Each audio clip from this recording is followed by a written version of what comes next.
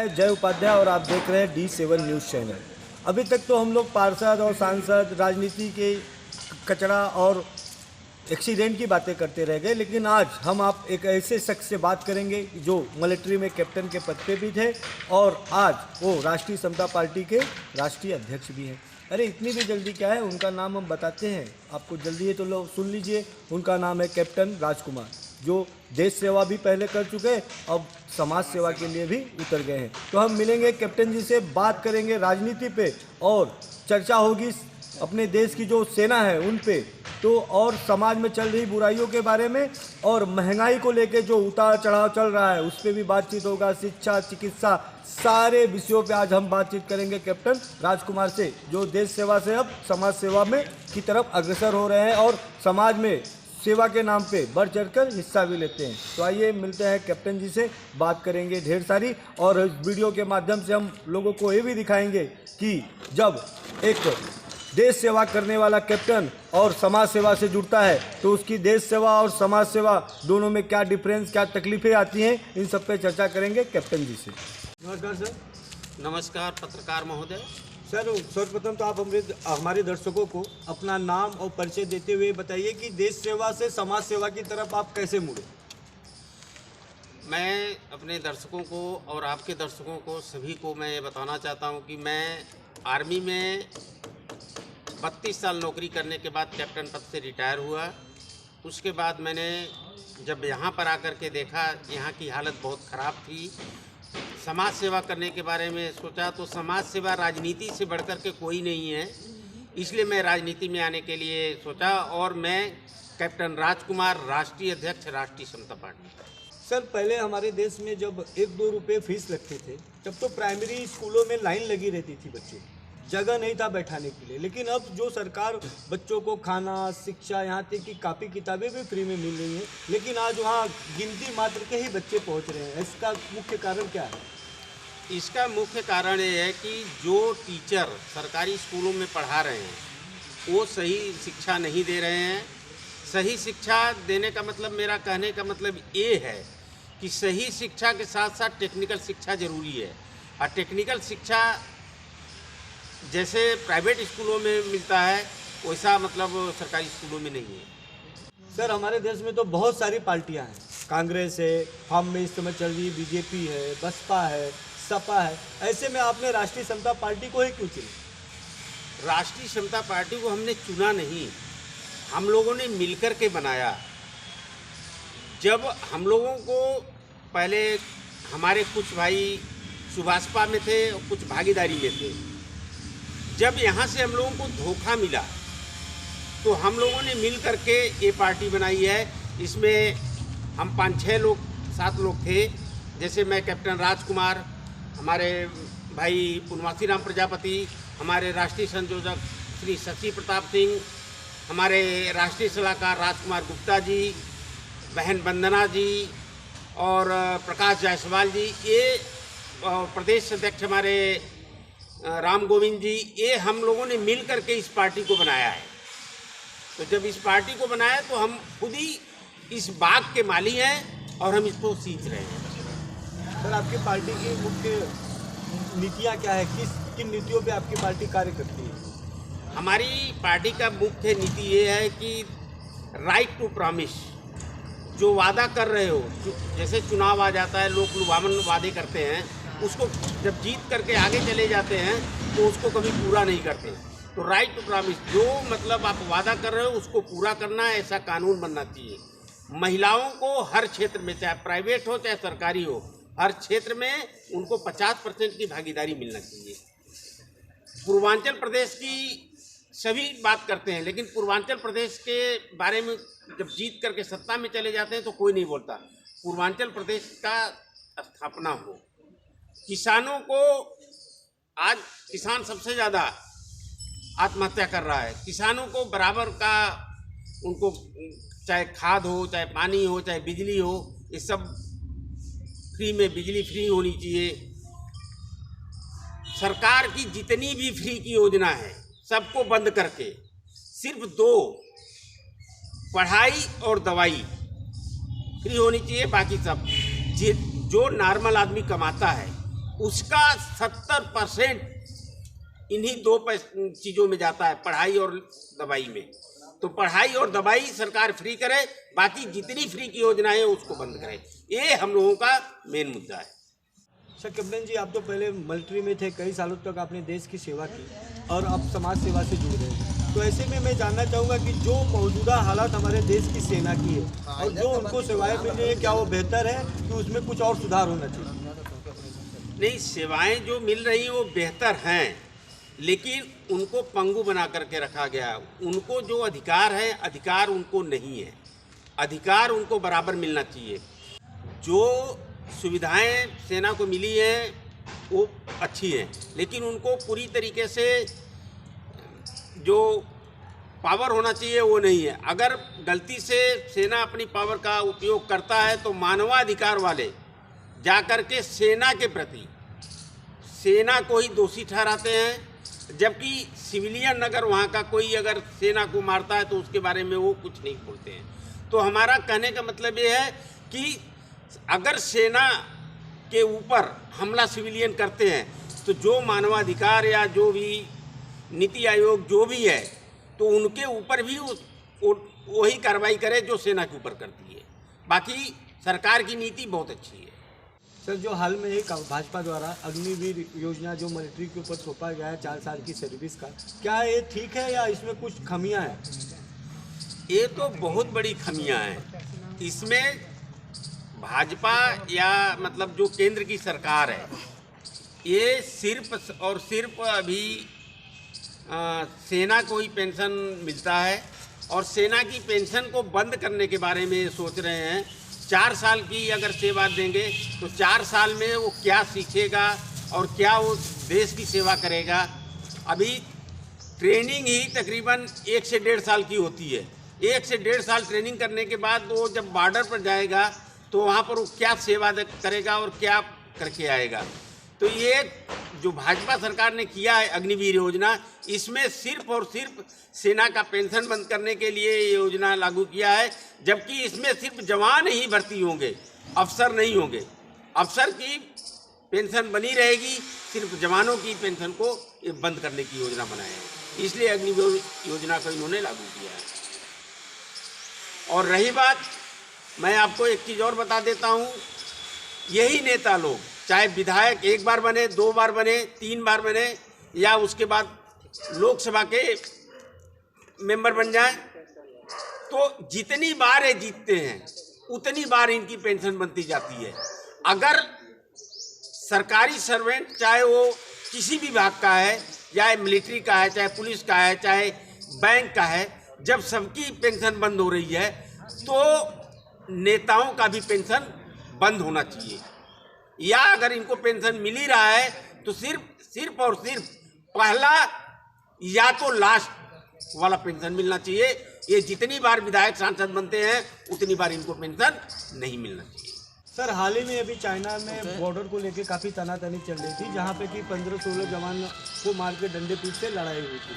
तो चाइना और हिंदुस्तान का जो ये लफड़ा चालू है बॉर्डर को लेके, इसमें कहाँ तक ठीक है और कहाँ तक गलत है कि हमारे जवान क्यों उनसे पीछे है? क्या हमारे जवान उनसे पीछे नहीं है। आज भारत की जो आर्मी है, दुनिया की जितनी आर्मी है उसमें सबसे बेहतरीन आर्मी है। इतनी अच्छी सिखलाई है हमारी इंडियन आर्मी की, जिसकी जितनी भी तारीफ की जाए वो कम है। लेकिन जब ये अभी चाइना का जो वार हुआ है, जिसमें हमारे सैनिकों ने ही चाइना के सैनिकों को मार के खदेड़ा है, ये सुनियोजित होता है।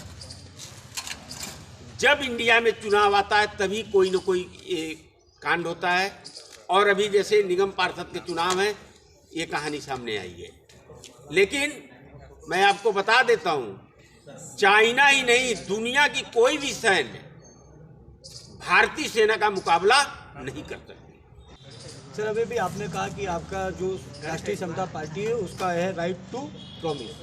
तो राइट टू प्रॉमिस सर, लेकिन अक्सर देखा जाता है कि अगर अदर पार्टी का अगर राज्य में शासन चल रहा है तो जो बेचारे निर्दलीय हैं अथवा किसी अन्य पार्टी से, उन्हें काम करने के लिए ठीक ढंग से ना ही फंड मिलता है और ना ही वो काम कर पाते हैं। तो ऐसे में अगर आपकी पार्टी का कोई भी बंदा पार्षद बने, नेता बने या किसी अन्य पोस्ट पे जाए, जब उसे काम करने का मौका ही नहीं दिया जाएगा, उसके खाते में फंड ही नहीं आएगा, तो राइट टू प्रॉमिस कैसे करके पूरा करेगा?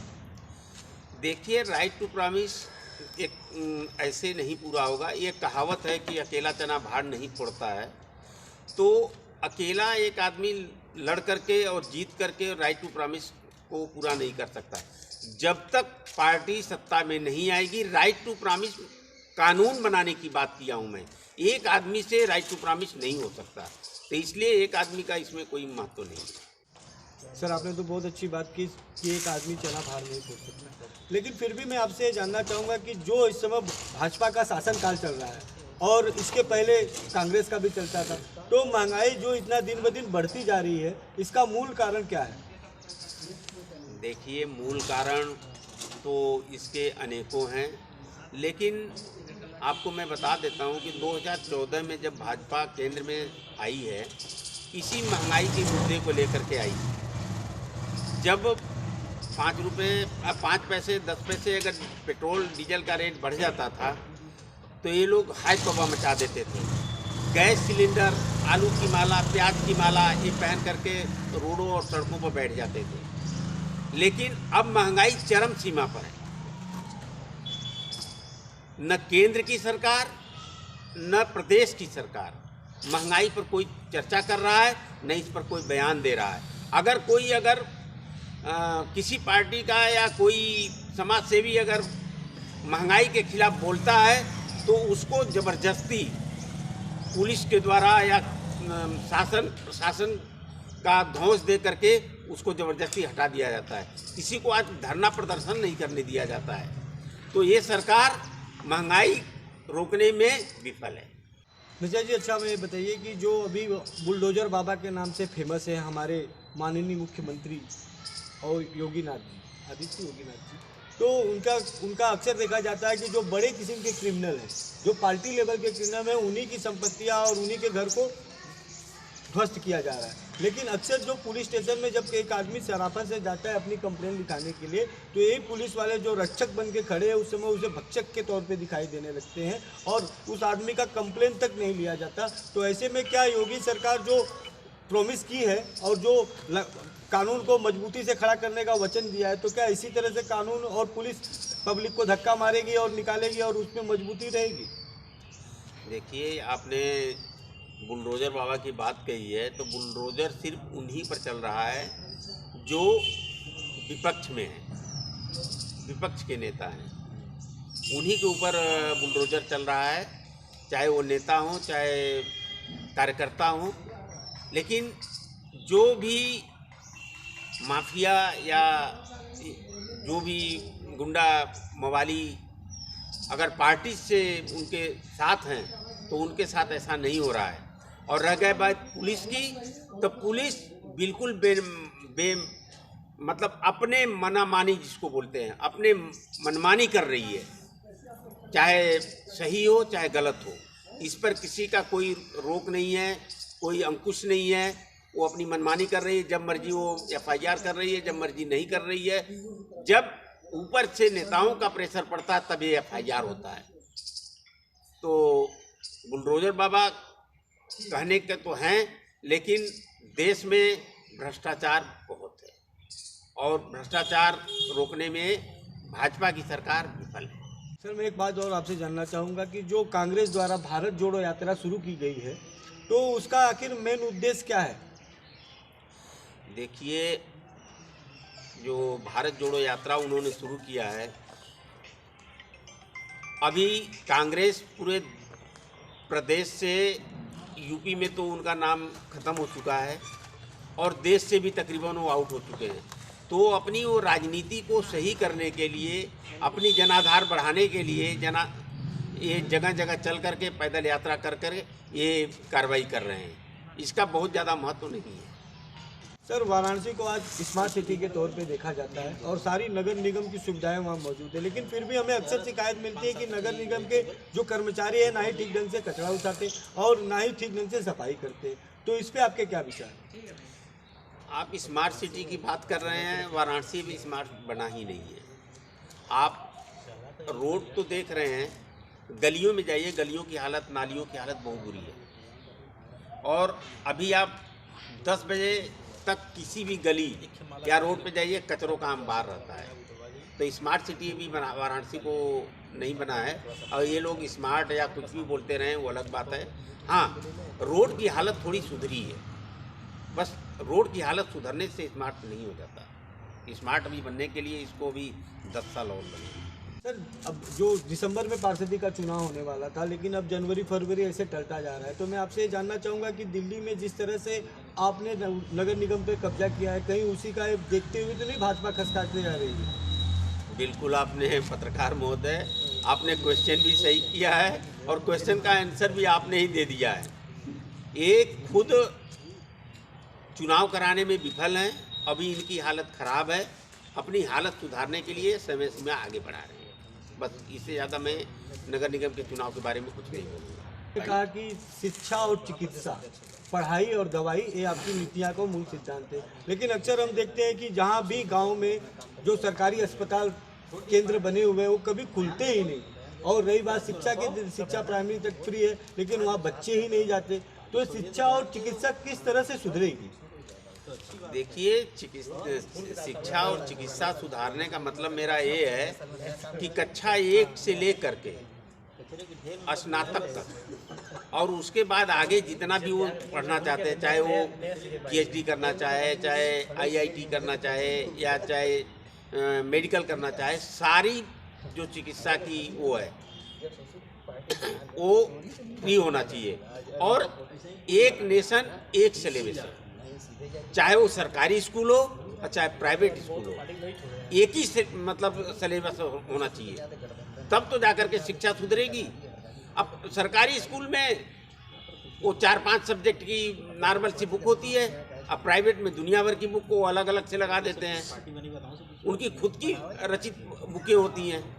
तो जहाँ भी, चाहे प्राइवेट हो और चाहे सरकारी, एक ही सिलेबस होना चाहिए, एक ही एग्जाम होना चाहिए, तब जाकर के शिक्षा सुधरेगी। रह गई बात चिकित्सा की, चिकित्सा चाहे वो अमीर हो और चाहे गरीब हो, जब चिकित्सा पर आप फोकस करेंगे तब तो चिकित्सा सुधरेगी। चिकित्सा में आप बताया कि वहाँ पर सरकारी अस्पताल खुलते नहीं। सरकारी अस्पताल को जब प्रेशर दिया जाएगा, खोलेंगे और चिकित्सा फ्री होगी, चाहे वो ऑपरेशन से ले करके, चाहे वो बुखार तक, कुछ भी हो, छोटी सी बड़ी इलाज सब फ्री होना चाहिए, तब तो मतलब चिकित्सा और शिक्षा पर विकास होगा और फ्री मान करके लोग इसको आगे बढ़ाएंगे। कम से कम इनके बारे में कुछ तो जाने। देखिए, डॉक्टर रत्नप्पा बरनप्पा कुमार जी हमारे समाज के ही नहीं, पूरे देश के आइकॉन हैं। ये सन 1909 में इनकी जन्म हुई है और ये महाराष्ट्र के कोल्हापुर में जन्मे हुए हैं, प्रजापति समाज में जन्मे हुए थे। और जब अब हम लोगों का संविधान रचा जा रहा था तो उसमें संविधान निर्माता थे। ये डॉक्टर भीमराव अम्बेडकर के साथ में अंतिम मसौदे पर इन्होंने भी सिग्नेचर किया था संविधान। ये सन 1952 में पहली बार प्रजापति समाज के पहले सांसद बने थे और ये 5 बार लगातार विधायक रहे, महाराष्ट्र से राज्य मंत्री रहे, उत्कृष्ट कार्य के लिए, अच्छे कार्य के लिए। और इनको सन 1985 में पद्मश्री से नवाजा गया और 1908 में 23 दिसंबर 1998 में 23 दिसंबर को इनकी मृत्यु हुई, जिसकी आज हम लोग पुण्यतिथि मना रहे हैं। और ये हमारे प्रजापति समाज की ही नहीं, ये पूरे देश के आइकॉन हैं।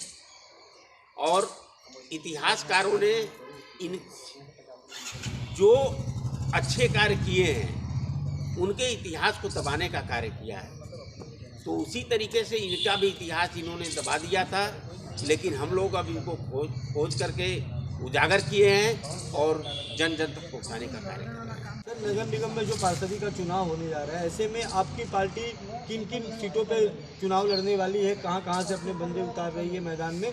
और तो मैं आपसे ये भी जानना चाहूँगा कि इस जो नगर निगम का चुनाव है इसमें पार्टी का सिंबल कितना मायने रखते हैं?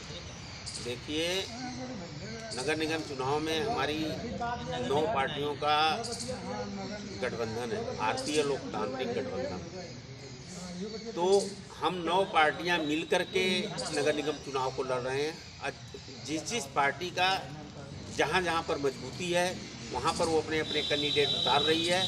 तो जहां पर हमारा एक पार्टी गठबंधन का एक साथी का कैंडिडेट उतर रहा है वहां पर दूसरा गठबंधन का साथी अपना कैंडिडेट नहीं उतारेगा। इसी तरीके से राष्ट्रीय समता पार्टी 10 सीटों पर लड़ा रही है और जहां जहां जिसकी मजबूती है वहां पर वो चुनाव लड़ रही है। सर, मैं ये भी जानना चाहूँगा कि आपकी पार्टी किस हिसाब से जो पार्षद चुने जाते हैं उनको किस हिसाब से टिकट देती है, उनका किस तरह से आकलन किया जाता है? ये हमारी पार्टी राष्ट्रीय समता पार्टी में आवेदनकर्ता आवेदन कर रहे हैं। उनके लिए टीम भी हमारे राष्ट्रीय संयोजक शशि प्रताप जी ने टीम को डिसाइड किया हुआ। टीम उस काम को स्क्रूटनिंग कर रही है, उनके कार्य क्षेत्र को देख रही है कि वहाँ पर उनकी कितनी